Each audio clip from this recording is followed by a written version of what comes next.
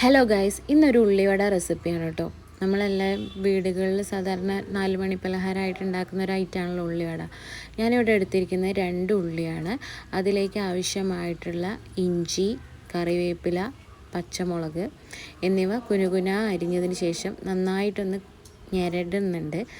കാരണം ഉള്ളി ഒന്ന് സോഫ്റ്റായി കിട്ടാൻ വേണ്ടിയിട്ടാണ്. അതിനുശേഷം 2 സ്പൂൺ മൈദ, 1 സ്പൂൺ കടലപ്പൊടി, ആവശ്യമായിട്ടുള്ള ഉപ്പ്, കുറച്ച് മുളക് പൊടി എന്നിവ ചേർത്ത് നന്നായിട്ട് മിക്സ് ചെയ്യാം കേട്ടോ.